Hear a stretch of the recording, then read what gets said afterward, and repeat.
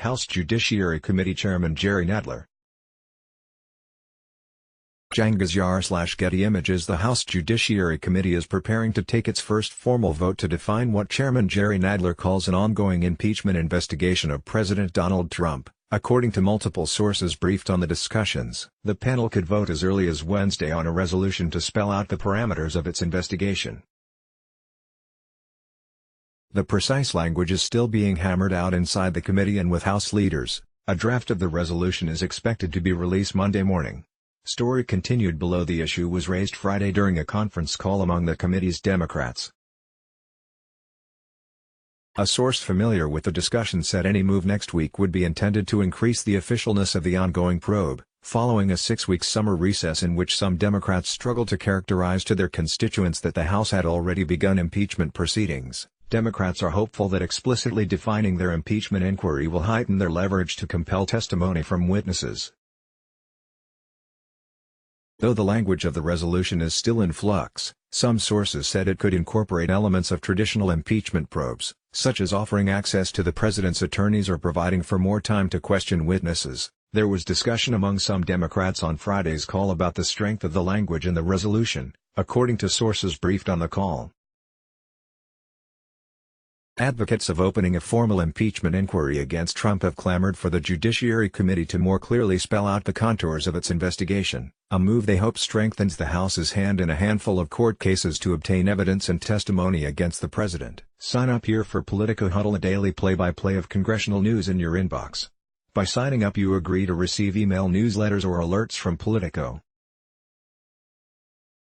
You can unsubscribe at any time. In early August, Nadler publicly declared that his committee had already launched impeachment proceedings despite taking no formal vote to do so.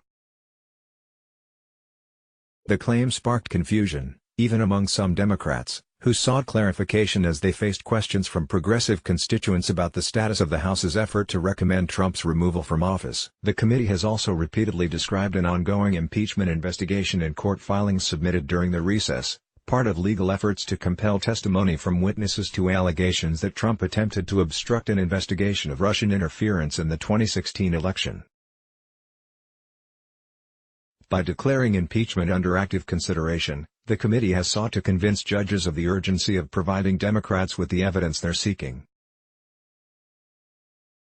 But Republicans on the committee protested loudly that impeachment proceedings require a vote, and Speaker Nancy Pelosi's resistance to a formal impeachment inquiry, despite her support of the Judiciary Committee's legal filings, has complicated the House's posture further. In addition to probing potential obstruction of justice by Trump, the Judiciary Committee is weighing allegations that Trump directed hush money payments to women accusing him of extramarital affairs in the weeks before the 2016 election, as well as evidence that Trump has sought to steer U.S. and foreign government spending to his luxury resorts, raising questions about whether he has violated the Constitution's emoluments clause. Until now, Trump-related investigations had been a patchwork effort by 6 congressional committees. The Ways and Means Committee, for example, is pursuing Trump's tax returns in court. The Financial Services Committee and Intelligence Committee are seeking Trump's financial records from Deutsche Bank and Capital One. The Foreign Affairs Committee has sought details about Trump's interactions with Russian President Vladimir Putin, who the intelligence community has assessed sought to boost Trump's 2016 electoral prospects. And the Oversight Committee had initially taken the lead on allegations about hush money payments, calling Trump's former personal lawyer and fixer Michael Cohen to testify in February before he went to prison on charges connected to the scheme. The Judiciary Committee had mostly kept focused on obstruction of justice and the fallout from former special counsel Robert Mueller's report, made public in April, that revealed hundreds of contacts between Russians and Trump campaign associates, as well as repeated attempts by Trump to constrain or shut down the probe altogether. Mueller testified publicly to the Judiciary and Intelligence Committees in late July, days before the House departed for its 6-week recess.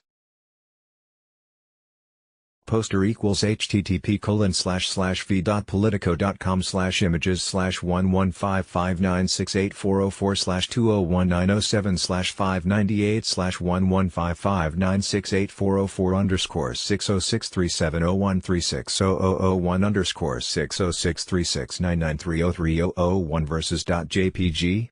Pubit equals 11559684044 true, but his testimony uncorked a surge of support for launching formal impeachment proceedings. More than half of the House's 235 Democrats now support taking that step.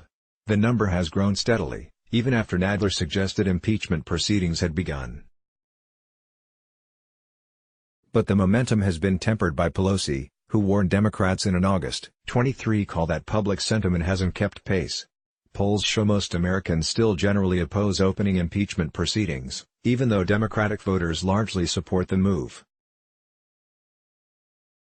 Many of the Democrats who declared support for an impeachment inquiry did so because they said it would help break through Trump's stonewalling of the 6 committee investigations. They argued that without formal impeachment proceedings, Trump could continue to claim blanket immunity for his top aides and allies, preventing them from testifying or complying with congressional subpoenas.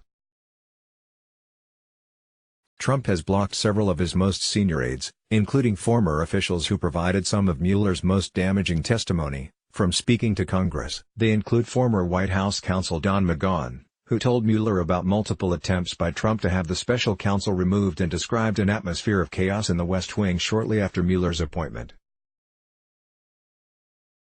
They also include former White House Communications Director Hope Hicks, who provided limited testimony to the committee but refused to discuss her tenure in the White House. Sarah Ferris contributed to this story. This article tagged under, "Missing out on the latest scoops?" Sign up for Politico Playbook and get the latest news, every morning, in your inbox. Show comments. Let's block ads. Why?